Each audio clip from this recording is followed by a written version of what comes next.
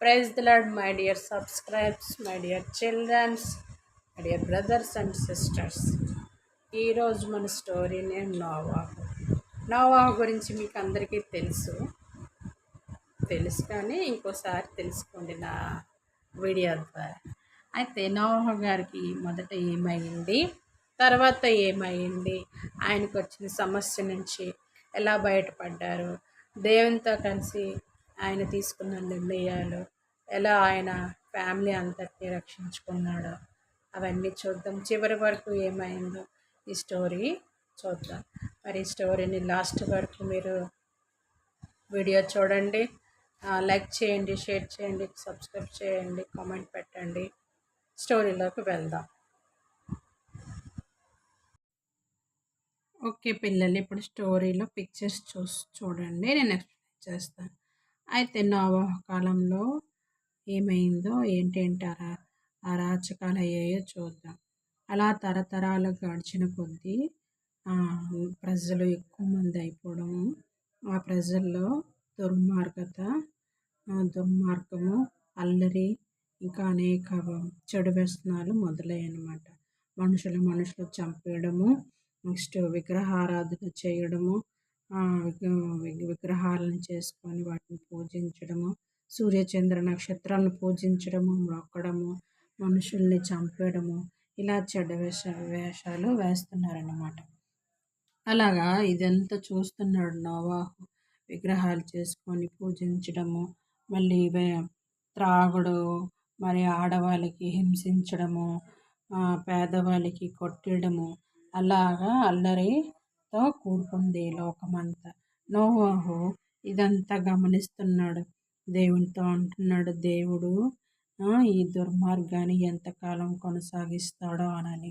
నోవాహు తెలుసు దేవుని దగ్గర మనం ఎలా ఉండాలి అని తెలుసు, కానీ దేవునికి ఆయనకి ఓర్పు ఉంది కాబట్టి, నోవాహు తెలుసు కాబట్టి నోవాహు అంటున్నాడు, దేవుడు ఈ అరాచకాలని ఎంతకాలం సహిస్తాడో అని.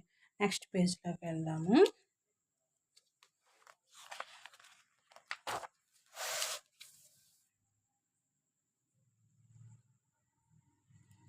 అయితే ఈ స్టోరీ ఆదికాండము 6-7 అధ్యాయాల్లో ఉంది. నోవాహు గారు ఏమంటున్నారంటే, అయితే నోవాహు దేవునికి లోబడి జీవించాడు. దేవుడికి లోబడి నోవాహు జీవించాడు. ఈరోజు దేవుడు నోవాహుతో మాట్లాడుతున్నాడు. ఏమైనా మాట్లాడుతున్నాడో వినండి. మనుషుని చేసినందుకు యేసుక్రీస్తు, అదే దేవుడు నోవాహుతో ఇలా మాట్లాడుతున్నాడు. మనుషుల్ని చేసినందుకు నేను చాలా విచారిస్తున్నాను. వారి అవినీతి పరులు, బలాత్కారం చేసేవాళ్ళు కనుక నేను వాళ్ళను నాశనం చేయబోతున్నాను. నోవాహు, నీవు ఖచ్చితంగా నమ్మదగిన వాడివి. నీ కోసం ఒక వాడను తయారు చేసుకో, ఎందుకంటే ఈ భూమి మొత్తం వరదతో ముంచేయబోతున్నానని నోవాహుకి యేసుక్రీస్తు చెప్తున్నారు. అదే దేవుడు చెప్తున్నాడు, యెహోవా దేవుడు చెప్తున్నాడు అన్నమాట. అయితే నోవాహు ప్రార్థన చేసుకుంటాడు. నోవాహు ఇలా మాట్లాడుతున్నాడు, మీ దుర్మార్గత కొనసాగడానికి వీల్లేదు. మీ విగ్రహారాధన నుండి తొలగి పోండి అని అంటున్నాడు. కానీ నోవాహు మాట ఈ ప్రజలెవరూ వినరన్నమాట. నోవాహుకి హేళన చేస్తారు. మనల్ని సృజించి సమస్తము అనుగ్రహించిన దేవుడు దగ్గరకు తిరిగి రండని ఈ ప్రజలందరితో చెప్తున్నాడు అనమాట.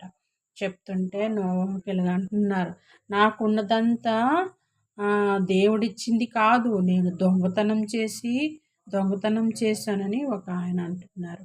ఇంకా వేరే వాళ్ళు ఏమంటున్నారంటే, అందరికంటే తానే మంచోడు అనుకుంటున్నాడు నోవాహు అని నోవాహుకి హేళనగా మాట్లాడుతున్నారు, హేళన చేసి మాట్లాడుతున్నారు. నెక్స్ట్ నోవాహు దేవుడు ఒక వాడను తయారు చేసుకున్నాడు కదా. నోవాహు దేవుని మాట లోబడి ఒక వాడను నిర్మించి మొదలు పెడతాడు. దేవునికి ఇచ్చే సూచన దేవుడు అతనికి ఇచ్చే సూచనలన్నీ పాటిస్తాడు. నోవాహు దేవుడితో ఎప్పుడు ప్రార్థన చేసుకుంటూ ఉంటాడు కదా, బల్లర్పిస్తాడు, ప్రార్థన చేసుకుంటూ ఉంటాడు. కాబట్టి దేవుడు ఏం చెప్తున్నా దాన్ని తూచా తప్పకుండా పాటిస్తాడు. ఇక్కడ నోవాహు వాడ తయారు చేసుకుంటున్నాడు. నోవా ఫ్యామిలీ తయారు చేసుకుంటే ఇక్కడ చూసిన ప్రజలు ఏమంటున్నాడు, ఆ పిచ్చోడు నోవాహు ఎండిన నేల నేల నేల మీదనే పడవ తేలేలా చేయగలుగుతున్నాడు అని ఒక ఆయన అంటున్నాడు. ఇంకో ఆయన ఏమంటున్నాడు, ఆ తర్వాత ఏం చేయాలనుకుంటున్నాడో అని ఇంకో ఆయనకి పక్క నుంచి మాట్లాడుతున్నారు. అయినా నోవాహ మాటలేమి పట్టించుకోలేదు. అయితే ఓడ నిర్మాణము పూర్తయింది. పూర్తయితే దేవుడు అంటున్నాడు, మనకి మంచి ఆహారానికి ఉపయోగపడేవి 7 జతలు, ఆహారానికి ఉపయోగపడినవి ఒక్కొక్క జత చొప్పున ప్రతి జీవిని లోపలికి పంపిస్తాను. వాటికి నువ్వు సర్ది అరేంజ్ చేయి నోవాహు అని చెప్తాడు. మీ ఫ్యామిలీ మొత్తం కూడా ఓడలోకి వెళ్ళిపోయిన నోవాహు అని దేవుడు చెప్తాడు అనమాట. అనేక పెద్ద పెద్ద పక్షులు, చిన్న పక్షులు మొదలుకొని పెద్ద జంతువులు మొదలుకొని చిన్న ప్రాకే పురుగు వరకు సమస్తము ఓడలోకి వెళ్తుంది. ఇదిగోండి ఓడలోకి లోపలికి వెళ్తుంది. నెక్స్ట్ పేజీ చూద్దాం మనం.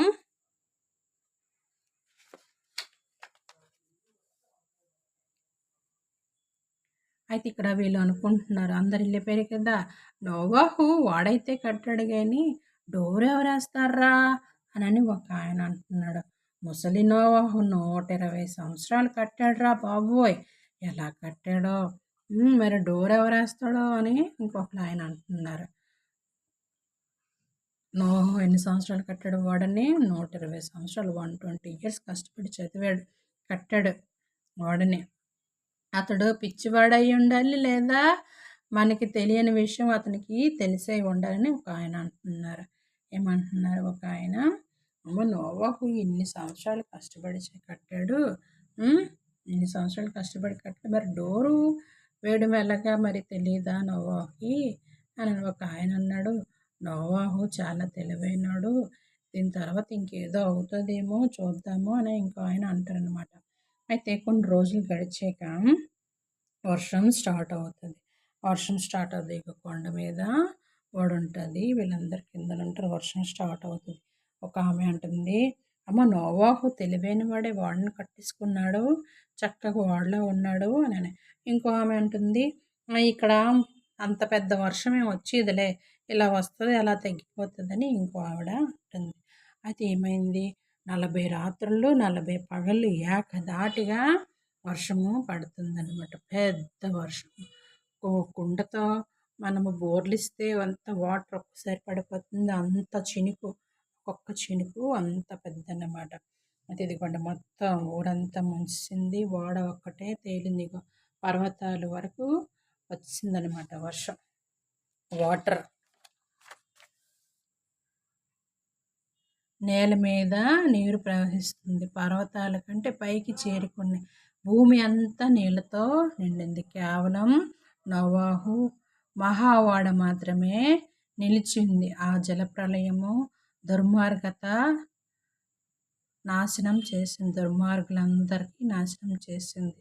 ఏంటి, అందుకే మనము నోవాహు వలె దేవుని మాటకి విధేయులై దేవుని మాట వింటూ మనం కూడా ముందుకి వెళ్ళాలి. అంతేగాని తల్లిదండ్రుల మాట, దేవుని మాట కంపల్సరీగా వినాలి. వినకపోయామో ఇలాగే పనిష్మెంట్కి అర్హులమవుతాము, దేవుని ఉగ్రతకి పాత్రలమవుతాము. ఓకే, మీకు నెక్స్ట్ ఇంకా నా జలప్రలయం అయిపోయాక తర్వాత ఏమైందో ఆ స్టోరీ మీకు నెక్స్ట్ వీడియోలో పెడతాను. ఈ వీడియో మొత్తం మీరు చూసినందుకు చాలా వందనాలు. Thank you so much. God bless you to all.